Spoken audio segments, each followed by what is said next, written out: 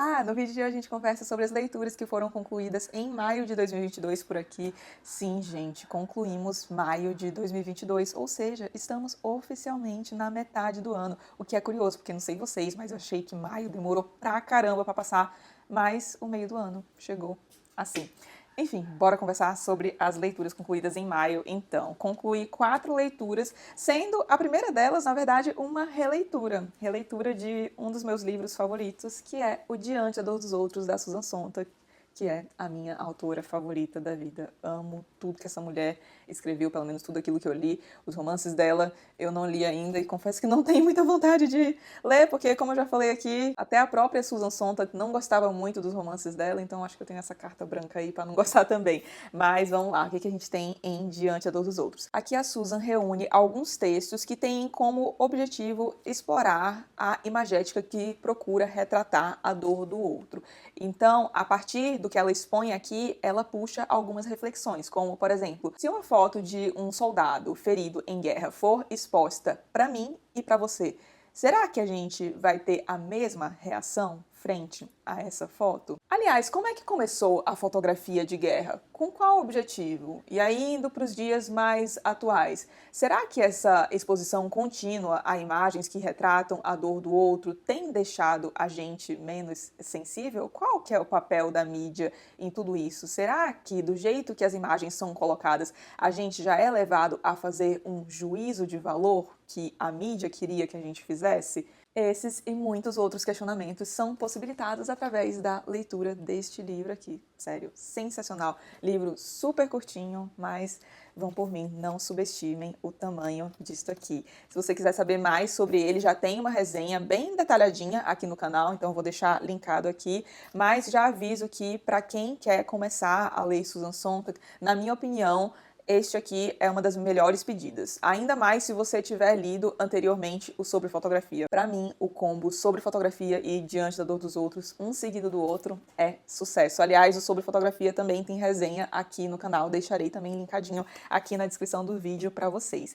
Aí depois terminei uma leitura que estava me acompanhando desde abril, desde o comecinho de abril, que é a segunda parte da trilogia, da saga O Tempo e o Vento, de Érico Veríssimo. Então, finalizei a leitura de O Retrato, e é a resenha que sai neste fim de semana aqui no canal, então daqui a pouquinho a gente conversa com mais detalhes sobre O Retrato. Mas então, aqui a gente tem uma mudança de tom bastante perceptível em relação ao primeiro volume, que também já está resenhado aqui no canal, O Continente, maravilhoso. Aliás, ai meu Deus, eu esqueci de dar as estrelinhas, eu esqueci disso no mês passado, e aí eu falei, você não vai esquecer neste mês, e aí olha só, já ia esquecendo. Voltando para Susan Sontag, 5 estrelinhas. E eu lembrei que eu tinha esquecido de dar a estrelinha aqui para Susan Sontag, porque eu ia falar que eu dei 5 estrelas pro Continente. 5 estrelas, coraçãozinho. Aliás, tem coraçãozinho para Susan Sontag também, tá? Livro maravilhoso. Mas foco, bora voltar aqui pro Veríssimo. Então, O Continente, para mim, livro irretocável, dei 5 estrelas com louvor. E aí, já tinham me falado, ai, não vai com expectativas muito altas pro Retrato, porque você pode se decepcionar, porque não é tão bom assim. E aí, eu fui um pouco cautelosa, mas, gente, eu achei quase tão bom quanto O Continente. Tanto que eu dei 4,5 estrelas pro Retrato, lá na resenha eu exploro direitinho porque que eu dei 4,5 estrelas, o que é que me fez tirar 0,5 estrela deste livro aqui, mas no geral achei quase tão maravilhoso quanto O Continente, ou seja, um livro muito bom. E aqui, o que acontece? Em O Continente a gente tem o foco em muitos personagens são bem trabalhados lá, bem apresentados pra gente, tem um arco fechadinho, e aqui a gente tem foco em apenas um personagem, que é o Dr. Rodrigo Cambará, o bisneto do Capitão Rodrigo Cambará, lá de O Continente, que é o homem que, junto de Bibiana Terra, dá origem à linhagem dos Terra Cambará, que é o que a gente acompanha ao longo dessa saga. Então aqui a gente tem foco nesse Dr. Rodrigo Cambará, que, meu Deus do céu, puxado, hein? Tá pra nascer ser mais autocentrado que seu Rodrigo Cambará, pelo amor de Deus. Na resenha a gente conversa mais sobre isso. Mas fazendo um breve resumo do que a gente tem na saga, para quem não conhece O Tempo e o Vento, então, em O Tempo e o Vento, lá no primeiro volume, a gente acompanha a formação da linhagem dos Terra Cambará, e aí a gente passa a acompanhar os membros dessa família, geração a geração. Só que o que é genial do Veríssimo, uma das coisas geniais, na verdade, porque tem muita coisa genial que envolve a obra desse homem, mas o que eu queria destacar aqui é que a história dos Terra Cambará meio que acompanha a história da formação do próprio Rio Grande do Sul e a história do nosso país também. Então, por exemplo, em uma geração a gente vai ter algumas coisas acontecendo, Revolução Federalista, eleições X, Y, Z, aí na outra geração já é outra coisa que vai estar acontecendo, o país se modernizando mais, recebendo muita influência da Europa, e isso tudo é passado pra gente através da vivência desses personagens. Então, nossa, isso é sensacional, e a gente sente muito mais isso, aliás, aqui em O Retrato do que em O Continente. Em O Continente eu senti a história do país mais como pano de fundo para as ações, e aqui a história do nosso país toma um lugar mais central na história, um lugar mais catalisador nos eventos que a gente vai acompanhar aqui. E é isso, mais um volume dessa saga finalizado com sucesso. Agora vamos rumo ao arquipélago e ao fim da saga, que, ai meu Deus, é aquele tipo de coisa, ai, quero muito terminar para saber o que vai acontecer, até porque o Veríssimo vai jogando umas coisas, sabe? Então, por exemplo, aqui no comecinho do livro a gente já fica sabendo de um acontecimento bombástico, mas a gente não fica sabendo como é que isso acontece ainda neste livro, é só no próximo. Então tem umas coisas que você quer saber como acontece, mas ao mesmo tempo, quando você pensa que vai deixar a história, sabe? Você fica...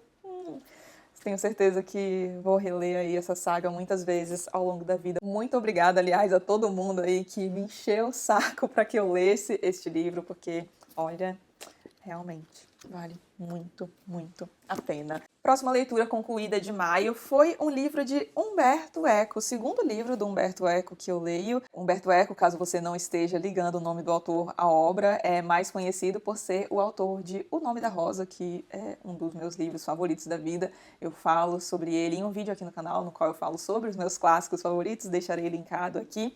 E aí fui conhecer agora a não ficção do Umberto Eco, sobre a qual eu já era bem curiosa, para falar a verdade, e fui através de O Passo de Caranguejo, que é um lançamento bem recente aqui, aliás, acabou de ser editado. E o que a gente tem aqui? Neste volume aqui, o próprio Umberto Eco selecionou alguns textos dele que foram escritos entre os anos de 2000 e 2005, e textos que tratam especificamente de política e da mídia. Ele aborda bastante a relação aqui entre mídia e política, porque o que acontece? A partir da virada do século, um pouquinho antes da virada do século, na verdade, fim do século passado, e também no comecinho do século XXI, o Umberto Eco vai percebendo alguns movimentos na mídia e na política que, na concepção dele, representam passos para trás e não para frente. Aí, por isso, o título do livro, A Passo de Caranguejo.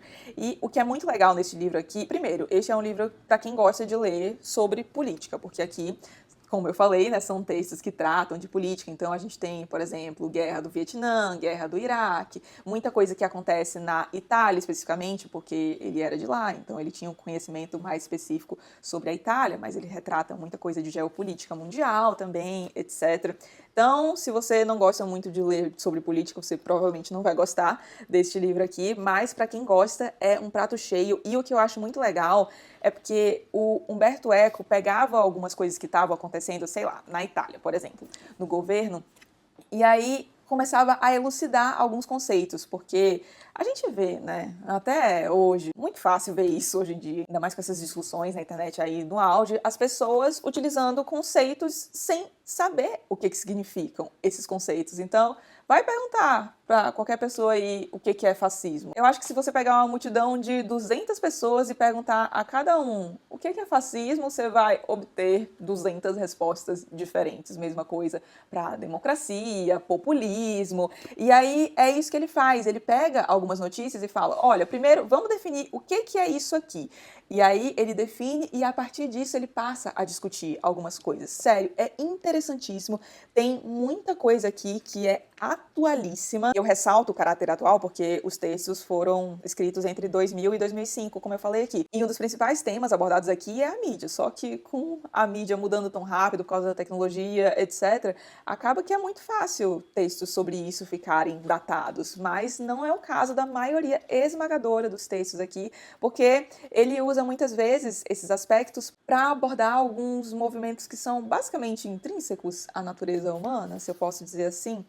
Então, por exemplo, ele fala muito aqui da questão do limite, da mídia e do limite, como que essa expansão da mídia, globalização, etc., acabou dificultando a definição dos limites, essa questão da invasão de privacidade. Estava folheando o livro agora, achei um texto interessantíssimo no qual ele fala da importância de se saber pelo menos o mínimo de metodologia da pesquisa científica e como isso é importante para que a gente não fique caindo em fake news, de como a escola devia ter responsabilidade sobre isso, de ensinar para as crianças sobre esse tipo de coisa, porque na vida adulta isso se torna especialmente importante. Vide aí a galera acreditando numas coisas nada a ver, né? Olá, terraplanismo. Outra coisa muito legal que ele discute aqui é como a guerra vai mudando ao longo do tempo. Então ele fala que a gente foi de uma paleoguerra para uma neoguerra, e aí como que se deu essa transição, quais que são as características de cada guerra. Meu, sério, livro muito, muito legal. Então fica aí a dica para quem gosta de política. Acho que este aqui é um prato cheio. Humberto Eco é o tipo de pessoa que faz falta. Eu li algumas coisas aqui dele e eu lembrei em diversos momentos do Sagan. E tanto Sagan quanto o Eco eram muito eruditos, eram intelectuais, mas eram engajados, queriam passar aquele conhecimento para as massas, sabe? Ai, muito legal. Faz falta, não é?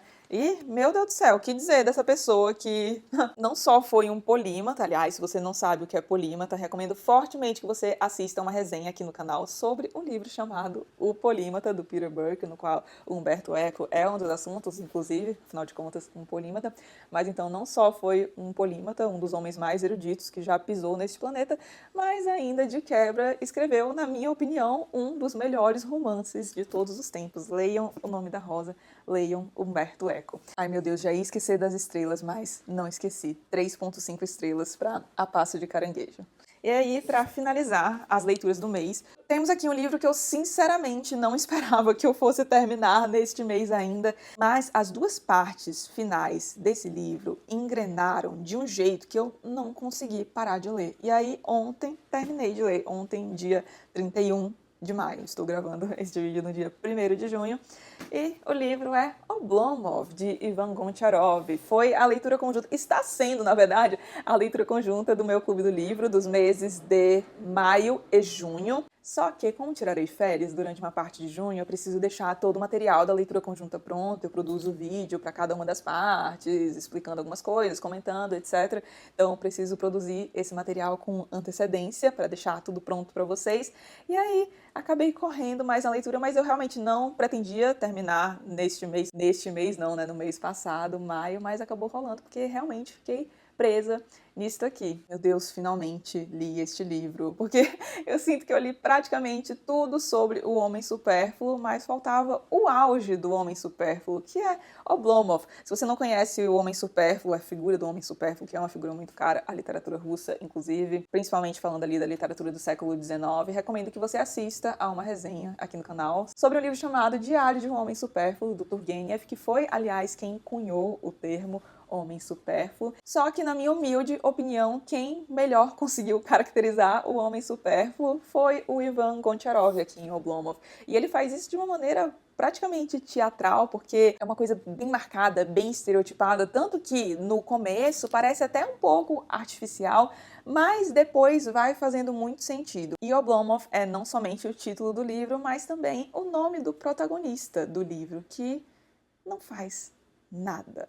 O habitat natural dele é o quarto dele, mais especificamente a cama e o sofá, quando ele tem coragem de se levantar E é basicamente isso, o homem não faz absolutamente nada, fica deitado o dia inteiro, tem algumas visitas ali que ele recebe, mas é basicamente isso, fica deitado na cama, fazendo alguns planos, aí pensa em colocar esse plano em prática, mas aí ele pensa, não, tem que desenvolver melhor aqui essa parte do plano, aí quando ele acha que tá bom, ai, vamos colocar amanhã, né? Aí chega amanhã, ai não, vamos para depois de amanhã, não é? Enfim. Este é Oblomov e muito provavelmente ele ficaria a vida inteira dele na cama se não fosse um amigo dele chamado Stolz, que fica tentando erguer esse homem, acordar esse homem para a vida, fazer com que ele cuide da sua propriedade, etc. Porque Oblomov tem uma propriedade rural que gera renda para ele, é por isso que ele consegue viver naquela inércia, mas as coisas ali estão ficando feias. E é legal porque o Goncharov utiliza essa situação do Oblomov para retratar justamente a situação da nobreza decadente daquela época. As relações capitalistas estavam começando a ser introduzidas ali na Rússia e com isso a situação da nobreza ia piorando pouco a pouco e a gente consegue ver bem isso através da situação de Oblomov aqui, ainda mais quando contrastada à de seu amigo Stolz. Livro muito legal. Eu confesso que da primeira e da segunda parte eu não estava gostando tanto assim, mas as duas últimas, meu Deus do céu, o negócio engrenou de um jeito que eu devorei o livro e devo dizer que gostei muito do final. Dei 4 estrelas pro livro e fica a dica aí pra galera que pretende ler. Eu achei a primeira parte um pouco mais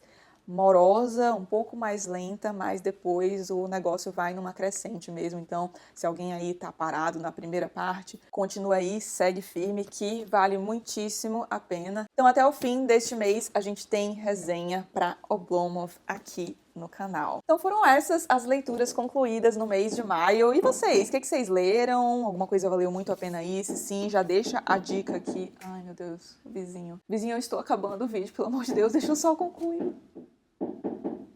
Ai, acho que ele vai deixar, então deixa eu me apressar aqui. Me digam aí o que vocês leram no mês passado, o que vocês gostaram de ter lido, se vocês leram algum desses, sim, se quiserem conversar aqui nos comentários, fiquem mais do que à vontade, vou adorar ler as percepções de vocês.